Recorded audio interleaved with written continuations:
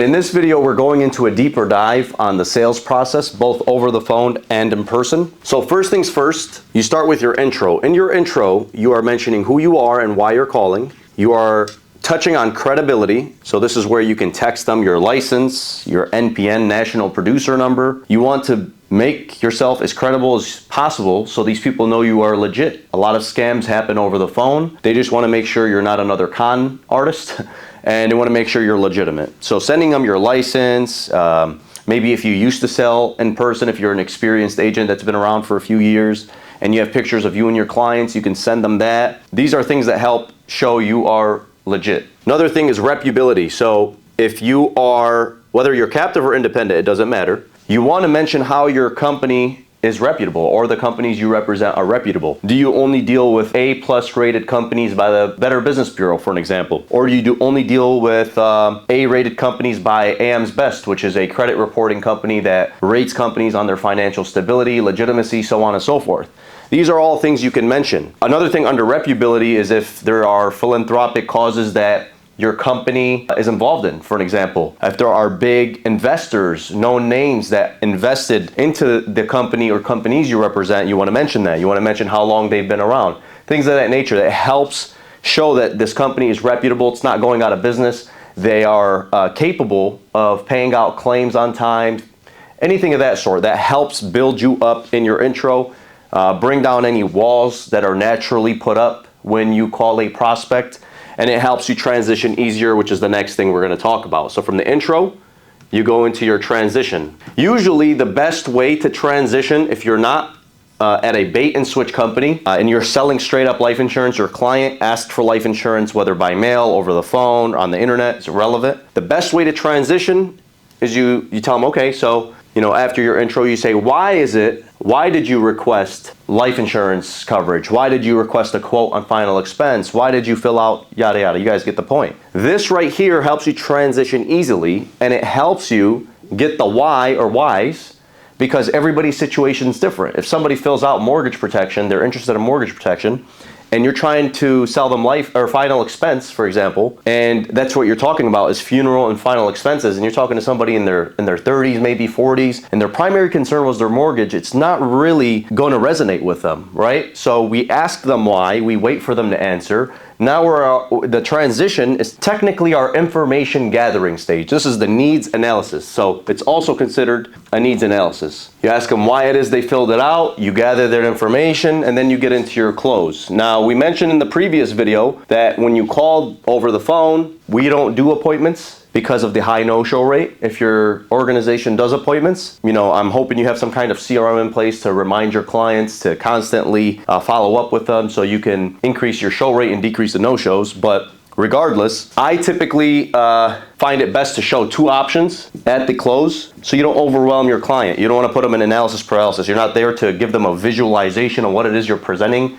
or a breakdown. So the more you simplify it over the phone, the better. So if your client fills out mortgage protection and you're trying to get them, their funeral, their income, their mortgage, their debt, their college education funds for children, the more you have, the more it complicates things. And the less it makes sense, the less likely they're going to make a decision. So you want to simplify it, make it straightforward. And once you lock them into something, there's always an opportunity for you to upsell them in the future, follow up in a year and say, hey, this is so-and-so helped you out last year. Just wanted to mention a couple other programs that we had in place. This is the best time to lock it in. Your agent health right now, it's the cheapest it's ever going to be, yada, yada, yada. You get into your whole spiel. You can upsell them in the future. But over the phone, try to simplify it as much as humanly possible. Whatever matters to them most, which is typically after this question's answered, that's what you want to prioritize and cover. In person, you have a similar process. It's more in depth. So intro, transition, and close. Obviously, it's the same process from start to finish, but what changes is the breakdown. So you're still going to do why it is you're out there, obviously, right? You're still going to touch on credibility, show them your credentials, reputability. You're still going to touch on who it is you represent, what the ratings are, if they have any ratings with the Better Business Bureau, AM's Best, philanthropic causes, major investors, so on and so forth, how long they've been around, all of these things.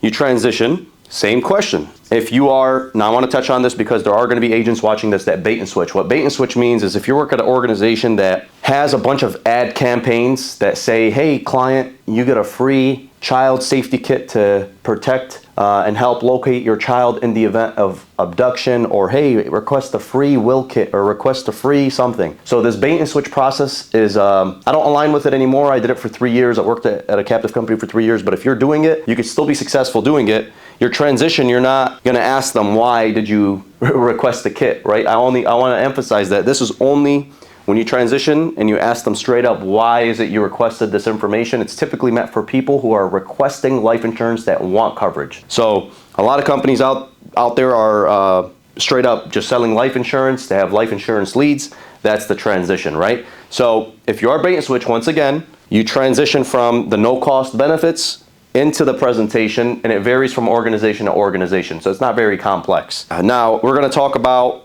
how it would be if you're straight up transitioning into somebody that's requesting life insurance, right? You ask them, why did you fill out the card for funeral and final expenses? They're going to tell you, I don't want my family, my wife, my husband, my kids, whoever it is, to deal with the burden of burying me, for example. So you have that why, it's ammunition, right? If you're dealing with a younger market, you're typically going to have a wider area to cover. So what I mean by that, let's just say you're sitting with somebody that's younger. They fill out information on life insurance or information on mortgage protection. You're going to ask them why, they're going to give you that answer. Then you can get into all the different programs, right? So I represent, if you're a broker, I represent a series of different companies. Like I mentioned earlier, there are several different programs that you may or may not qualify for. Obviously, qualifying is the hardest part. You have to qualify age, health, habit-wise, so on and so forth. But to get into detail, this is what I do. I put an FIMDC. F stands for funeral protection, funeral final expenses. I for income protection. M for mortgage or rent protection. D for debt protection. C for college education funds if they have children. So these aren't actual programs or products that your carriers offer typically. They might have a mortgage protection product that they specifically designed for mortgage protection. They might have a funeral final expense product, simplified issue, something along those lines, but you can sell any kind of life insurance and bundle all of this up, because all you're doing is you're adding all the liabilities up. You get one final number and you find a product and sell them, say their funeral, income, mortgage, debt, everything you want to cover is $400,000. You can sell them a $400,000 term product if your company has a term product available. You can sell them, if you don't have that product available, you can sell them partial coverage. You know, we'll partially cover your funeral, partially cover your income. You can make it work with any product at any company for the most part, unless you're specifically working for a final expense company, which there are still ways to partially cover these things. But final expense companies typically have lower coverage limits. But if your company allows for larger coverage limits, you can relatively sell any product. It could be straight whole life. It could be an index universal life policy. It could be a straight term policy. Don't overcomplicate the process. All you're doing is adding everything up, which I'll show you how right now. And that's what you're selling at the end. So if you're sitting with Joe and Mary, you'll write down, say on a piece of paper, just like this, right? Joe, Mary. This is a visualization for you both to see, or just for you to add up your numbers, since you're in your information gathering stage, right? We are in the needs analysis information gathering stage right now, and the emotional influencing stage. So these numbers you're gathering, you'll add a little story or a little example to help influence them to create urgency to buy today. So you want to touch on it as emotionally as possible, because logically they understand they need life insurance. They just need an emotional influence to make a decision today, and that's on you. The better you cultivate your art of acting, or you don't even have to act. If you're truly, genuinely passionate, you don't have to act. Doesn't necessarily mean you're a bad person if you're acting. You're just probably not the best at showing passion yet, and that's fine. Maybe you're early on in your career. So cultivate the art of acting, or truly be passionate about what it is you do. They can sense that energy. You want to let them know, like, hey, you know, Joe, we're putting aside $30,000 for you for the funeral final expense program, and Mary, $30,000 for you. Why $30,000? The average burial could be $10,000 to $17,000 in today's day and age. It's not like what it was in 1994. It was $4, $5, $6 grand. Times change, inflation rises. Therefore, the cost of being buried rises as well. So something like this is extremely imperative to have in place. This is the inflation option for $30,000. $30,000 for you. If there's money left over, doesn't have to necessarily go to the funeral home. It goes back to the family. But we want that the full coverage across the board to ensure that your family isn't deprived of, not having enough money when that day does come. So you guys see how important it is to have something like this in place, right? You mention it, paint the picture, tie them down with, you guys see how important this is, right? You don't have to do it every single time, but you can tie them down every 2 to 3 concepts that you pitch. So this is what you call conceptual selling. This is the art of selling a concept and not just coverage. There are people, before I go into income protection, there are people that will go out there and just say, hey, we need to have $30,000 of coverage in place to protect you. And there's really no concept behind it. There's no visualization behind it. It's just a number. Anybody can sell a number, right? You could teach that to anybody. So what separates a top performer from an average or a below average person is the art of being able to cultivate that visualization for your client, conceptually selling them a concept, right? And the best way to do that is paint the picture, let them understand times will get tough. We don't want to set up a GoFundMe, borrow from banks, borrow from friends, go out and beg. Have something like this in place. It assures your family peace of mind, allows you to grieve, and allows you to bury them peacefully. So that way you don't have to not only grieve, but also have to deal with a financial hardship. So the next thing is income protection.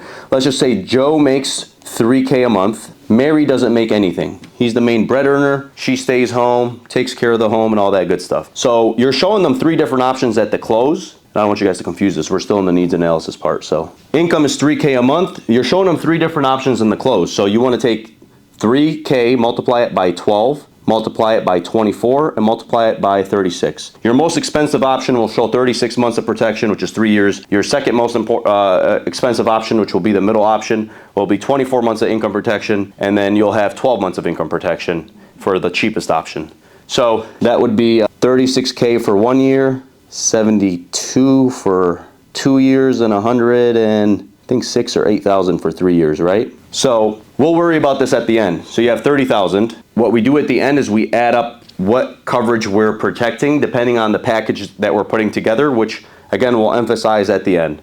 Mortgage, let's just say they have 200,000 left on the mortgage. And if they have rent protection, or I'm sorry, if they're renting, you want to pitch rent protection. So you break down the rent monthly like we did with the income. One year's worth of rent protection, 2 years worth of rent protection, 3 years worth of rent protection. You do it the same way as income protection. Debt, let's just say for whatever reason, they don't have any major debt and they don't have children. If they had debt, they had children, you want to set aside, say, I don't know, $10,000 to $30,000 per child. So if they have 5 children, you take whatever number you're showing them. That's ultimately up to you. Say it's like a college education kickstart program in the event you pass away. Some people want that full coverage, right? You're just presenting this so that at the end you're giving them the option to choose. So I guess I'll give you another example when you're pitching income protection. So Joe, what's your income every single month? Tells you $3,000. Mary, what's your income? I don't make any money. No worries at all. It's pretty standard. I deal with this all the time, but you got to realize that $3,000 that's coming in, that's the only thing keeping you guys afloat right now. If Joe or when Joe passes away, Mary, you're not going to have any money coming in. You're going to have debt, bills, all of this stuff piling up, and you won't have any money to take care of that. So not only do you have to grieve over his death, now you have to worry about bills. You're drowning in bills. You might have to, downsize to an apartment. You're not going to be able to take care of your mortgage. And now you're leaving your family in a very, very hard situation, and they're already emotionally going through it. So you guys can see how traumatizing it would be to not have something like this in place. Right, Mary? You typically ask the person who is not going to, who is not making the money or who's making less money. She's going to agree 9 times out of 10. If she doesn't, you want to obviously get back into the presentation and see what's going on. But most of the time she will agree. She'll say, yes, definitely see why people get that in place. Mortgage and rent, mortgage $200,000. All right, guys, so you see that, you have a $200,000 liability right now. Your biggest asset is what? And you say, my house. Well, it's not your asset. It's actually your biggest liability right now. It only becomes your biggest asset if you have mortgage protection in place. And you guys told me you don't have anything like this in place, do you? No, we don't have nothing like that in place. Exactly. So we want to take your biggest liability